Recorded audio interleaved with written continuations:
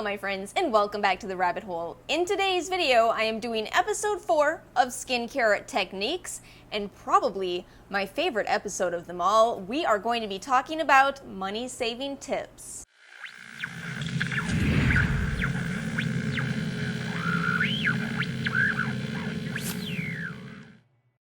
And you guys know by now, you know by now, how much I love to save some money. In case you missed the rest of the series, I will link it in the corner for you, but let's not waste any time. Let's go ahead and start talking about this fantastic topic. This video kind of does feel the most strange in this series, as I have literally no products in this video to share with you guys, but it is just about tips and how to save money when you're shopping for skincare and all along the way. Now, my very first tip is going to be yet another case of one of those tips where you go, why would you say that? That's not helpful. But bear with me, because I promise you that this is a very important tip, and that is to know when to see your dermatologist. Listen, I know that some people are saying, whoa, hold on, dermatologists are incredibly expensive. I'd rather just go into Sephora and have a sales associate point me to the right products. It is so incredibly important to know that Sephora, Ulta, all of these skincare stores, your drugstores, all carry skincare products that are meant for mild issues. If you are someone that is sitting there dealing with something such as moderate to severe acne, I'm telling you right now that you are most likely going to waste a lot of money at Sephora and all of these stores before you finally give up and go to a dermatologist. And something that I feel like makes this point a lot more tricky is that if you do go into these stores, no matter how severe the skin condition you're dealing with is, the sales associates have been trained to help you, to get you to buy a product, because you're in a retail environment and that's the entire point. So no matter what, they will sell you products, but it may not be as helpful to your skin as seeing a dermatologist in person who will prescribe you the perfect products for your skin, again, some of which you are absolutely not going to be able to buy over the counter. Just the other day, I saw on Reddit, someone had posted a video of a girl who said, how I got rid of my acne, and the before picture that this girl had was one tiny little pimple on her face, and her after was she got rid of it. And it was just kind of like, oh gosh, that really is so much of the skincare community. Oh, don't worry, I can help you guys get rid of acne because I too cleared a pimple once. So please know that if you have, 15 breakouts on your face, watching a person who managed to get rid of the one that they had in their life, not going to be helpful for you. Going to Sephora, most likely going to waste a ton of money before you ultimately spend that money at the dermatologist anyway. So my best suggestion in this entire video is to recognize when you need to see a dermatologist. And an additional bonus tip for you here, if you do live in America and struggle with getting to a dermatologist because of the price of a lot of our dermatology over here and the limitations of insurance, know that you can also see your primary care physician, and they may be able to completely help you depending on some factors. If not, they will still refer you, but it's a great place to start. My next tip involves being a smarter shopper, and again, this is another one of these tips that has a couple of different components to it. First up, understand how to watch out for claims. There are so many products on the shelves that make really intense claims. Kind of. If you actually look really closely, a lot of these products that are saying things like, hey, grab me, buy me, I'm the one that will cure your wrinkles. You pick up that box and look a little closer, you'll start seeing words like may decrease the appearance of fine lines in a study conducted with 3 participants over 2 years. I mean, I'm kind of right.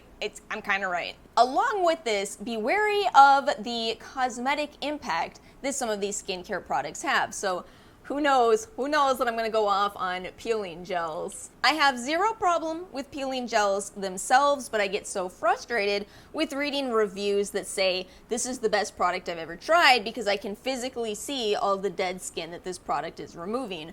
When in truth, peeling gels include carbomers that interact with oils and create these little balls on your skin. It's the product, it's not your skin. For as much as I love eye creams are often very guilty of this. There's a lot of eye creams that have certain cosmetic ingredients included in them, such as mica, which makes your under eyes immediately look brighter when you apply these products. And it's another one of those scenarios that could be misleading if you don't understand what's going on. If you're applying this eye cream and you're saying, but this is the only eye cream that makes my under eyes look awake and gorgeous and glowing. Once again, I truly enjoy a lot of eye creams that have this impact. An example would be Tatcha's The Pearl. Ooh, that's a beautiful eye cream / concealer, but that's what it is. Next up, how to save while you are shopping. So you've become a smart shopper, you know exactly the products that you want. How do you pay the best price? Well, let me give you a little secret here. The best price is almost always through the brand itself. Stores like Sephora exist for the convenience, for the ability to try products and just easily return them if they don't work out. But if you are loyal to a brand, you should absolutely purchase through that brand's website. Almost every brand will offer you a first-time customer discount, 10, 15, 20%. These brands will also have the best sales during Black Friday, during summer sales. You'll see things like 30, 35% off, gifts with purchase, etc. And a lot of these companies have loyalty programs where the more you buy, the more you get back in points that can save you on future purchases. Now, I know we've got the Sephora VIB sale coming up, and a lot of people, self-included, are going to be talking about it and shopping in it. But know this, again, know this if you have a favorite. In fact, I just posted to Instagram today about the pharmacy deal that I think is going to be better than buying through the Sephora VIB sale.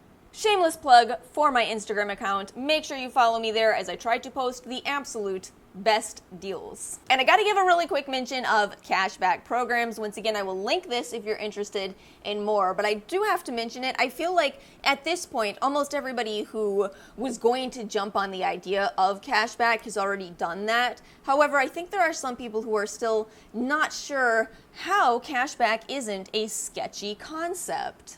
If you are that person, definitely watch that video, because as I explained in that video, it's just another form of affiliate marketing. You're already a part of affiliate marketing, whether you opt in or not, so definitely go and find some cashback services that will give you that money back. Tip number 4, you now have your favorite skincare products in your hands. How do you make that jar last longer?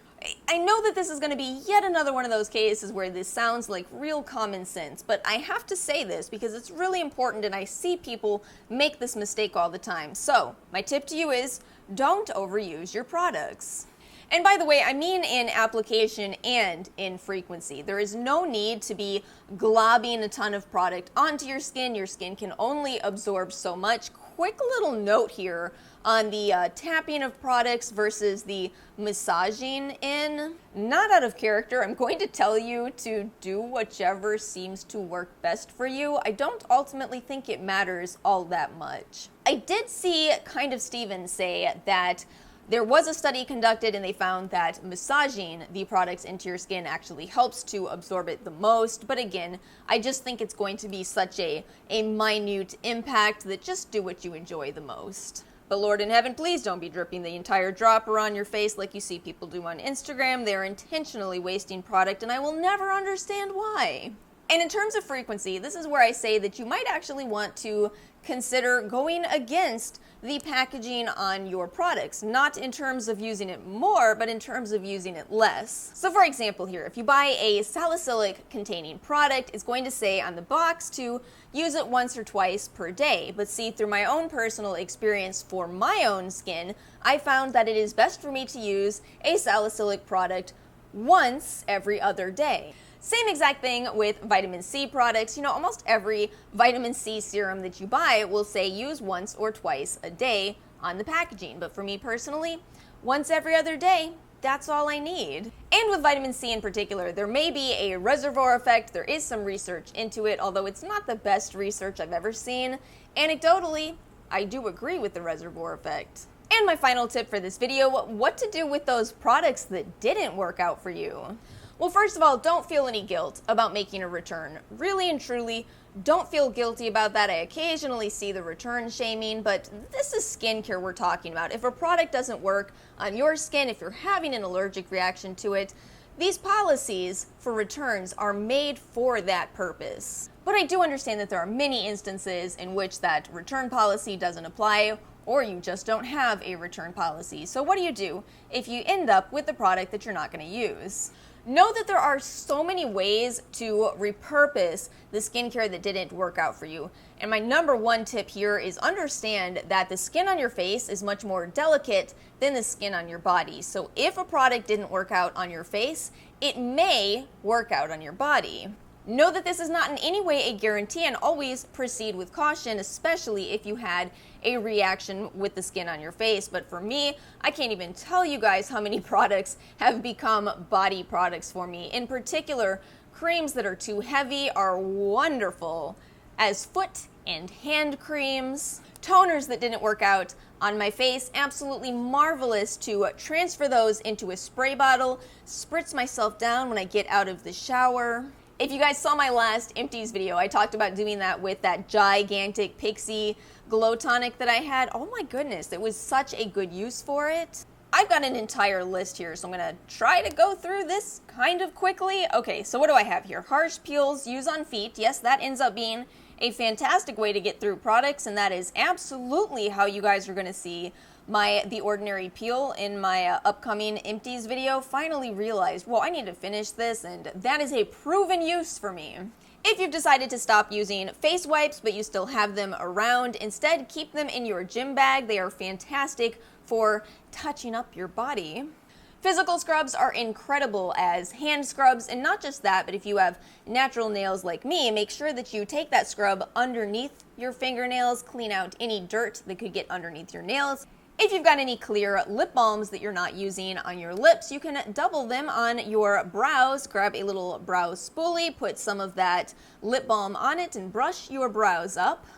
And I've gotten really creative with some products in my collection. I've actually used glycolic to clean my tiles before. Read that that works, and I can assure you it does, but also that I'd rather use it up on my body before that purpose.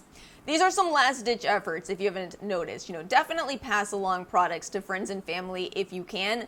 But if you can't, I had this gigantic charcoal mask that there was no way I was going to finish. So I was looking up what can I do with extra charcoal, and I found out you can put it in your refrigerator to reduce smells. This actually did work. I had it on the top shelf of our refrigerator, just took the lid off. The only thing is that I guess about a couple of weeks later, the moisture in the mask had completely dried out, so I just had this little tiny ball left behind, but my fridge smelled better. So if you guys have any unique tips to share, please feel free to drop them in the comment section below. And that is all I have for today's video. Remember that next week is when I will be answering your questions, so in case you have any more questions, drop them below as well. And of course, thank you so much for watching. If you guys enjoyed this video, please make sure to like and subscribe, and I will see you all next time.